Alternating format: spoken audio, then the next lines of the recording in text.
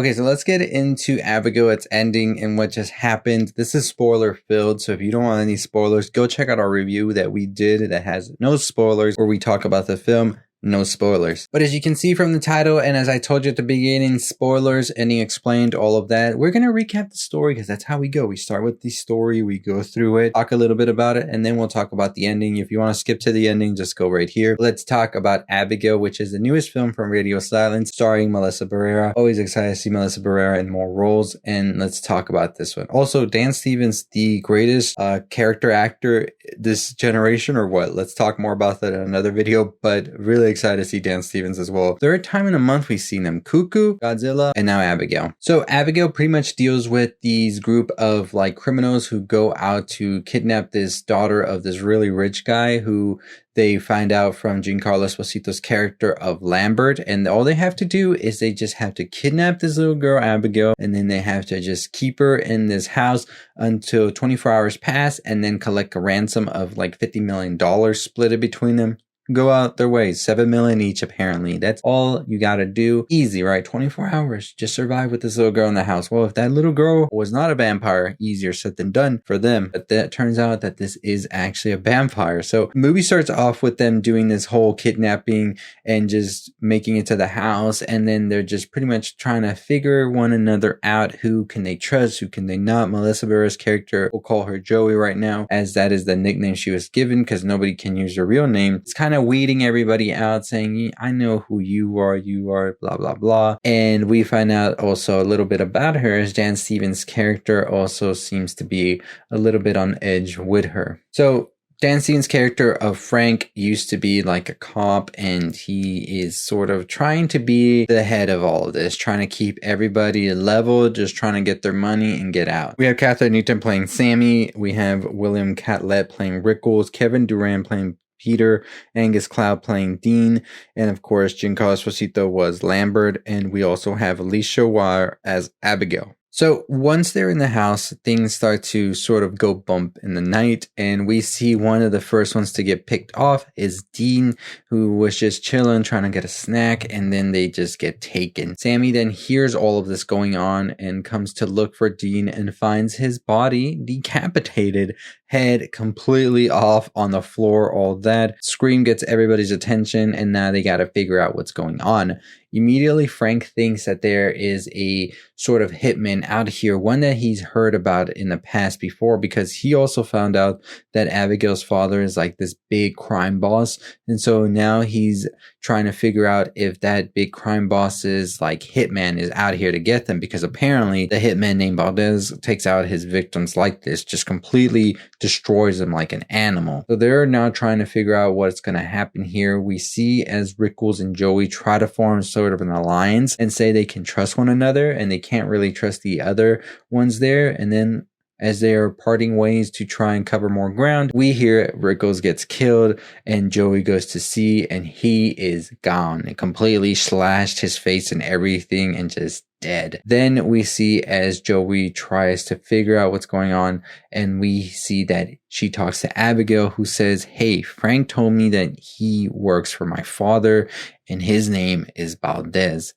Now Joey is pretty much like, oh, we cannot trust this guy, right? Frank is definitely the hitman trying to take us all out. She tries to tell Sammy and Peter, and Frank is like, that kid is playing with you. I am not Valdez, and it's just getting to your head, and we're about to go find out the truth. So they immediately all go to Abigail, and just as they're about to put pressure on her to tell the truth, we see the true Abigail come out, and it is the vampire flesh-eating monster. Now, I've said it already in the review that these moments would have been amazing to be saved for the film, but we already saw a lot of these moments in the trailer. So it kind of is a bit of a letdown to see them again, and you're just anticipating all of these moments. That's the problem when you show too much. Like, people already know what's coming, and kind of makes it a bit dull, but nonetheless, I digress. Let's get more into this story. So now they have to come up with a way to kill Abigail or survive or get out, whatever they can do first. They try everything. They try garlic. It doesn't work. They try a crucifix. It doesn't work. Stake in the heart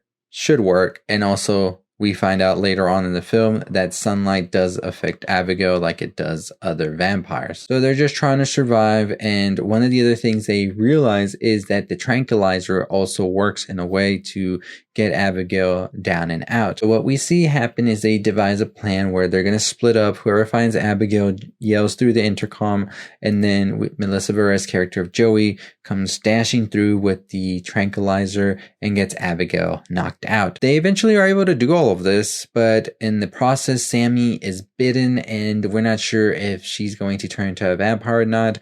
But they do manage to get Abigail subdued and into a cage where now they are interrogating Abigail and asking, what is all this? It turns out Abigail was the one who plotted all of this, got Lambert to do all of this because Abigail has been trying to hunt down all of the people who have double-crossed her father throughout the years and brings them to this house. They just hunt them down and feed on them and just make them pay for everything they've done to her father in an effort for her father to maybe love her a little bit more. It turns out Abigail's just seeking her father's approval, and that's it. She knows everything about all of the people there. Turns out that they also all double-crossed her father in one way or another, from Peter, Sammy, Joey, and Frank.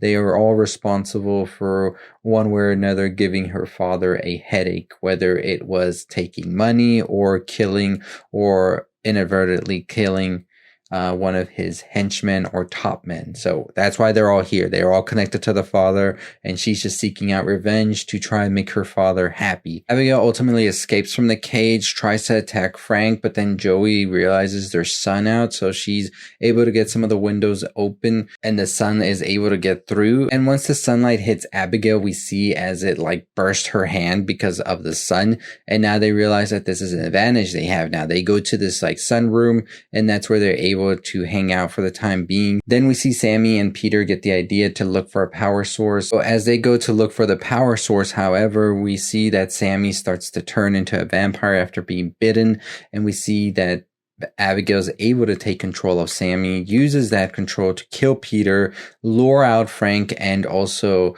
Joey, tries to kill them as well.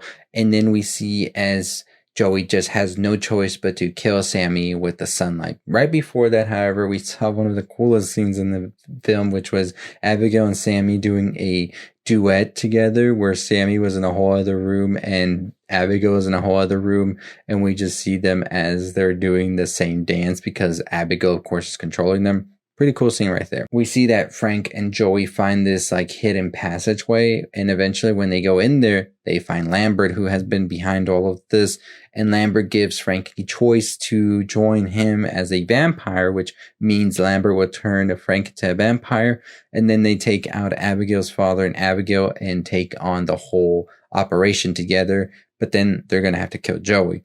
We see as Frank turns into a vampire, but then as soon as he does, he double crosses Lambert, kills Lambert with a stake through the heart, and then wants to kill Joey as well, or actually turn her into his minion.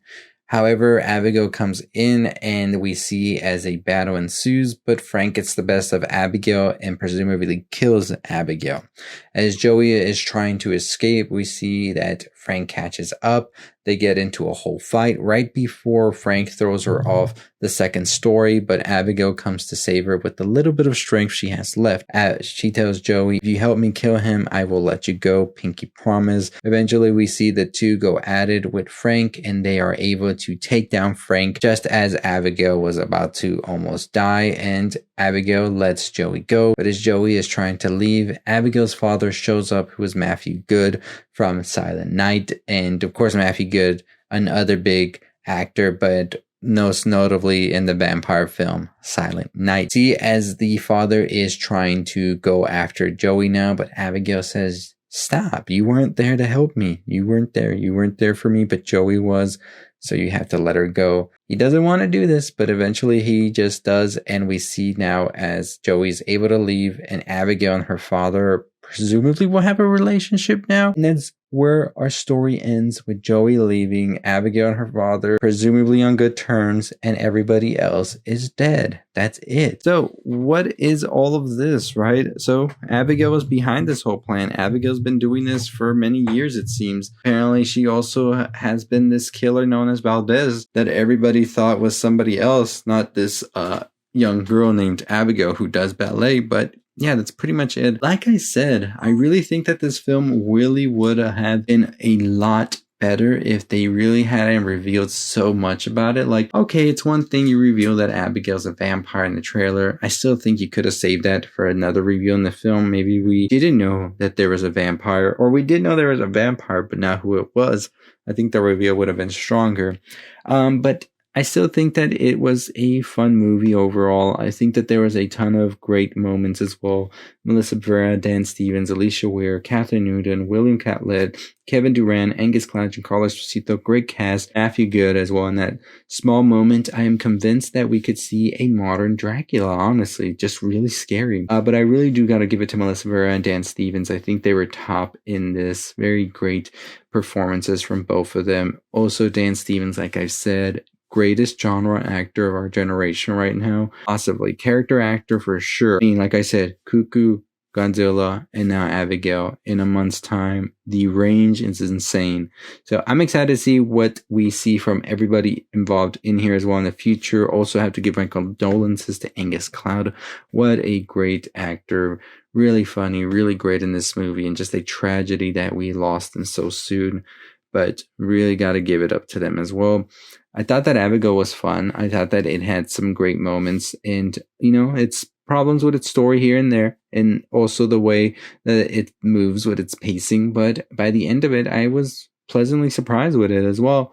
A lot of more comedy than I was expecting, and really enjoyed it. So let me know what your thoughts and opinions are on Abigail. What do you think about the ending? Are you excited to see what Radio Silence does next? If we do see that Ready or Not 2, I'm very curious to see what the tone and feel will it be. But knowing them, probably just in a comedic sense as well. So very excited to see what's next. So yeah, in the end, Abigail let Joey live because Joey pretty much protected them against Frank. And we saw that Frank was just trying to be too money hungry and never really liked Joey. So that's why we see they were pretty much against Joey by the end, even though Joey had helped them a lot as well. So Frank got what they deserved. Joey got to escape, and Abigail finally got her father back. So happy ending, right? Let me know your thoughts and opinions, but as always, make sure you follow us on all the things you love. Make sure you are subscribed and also commenting below your thoughts and opinions. That way you can enter into our giveaway, which we will be having at 29,500 subscribers. And as always, I'll see you next time. Stay safe, stay positive, y'all.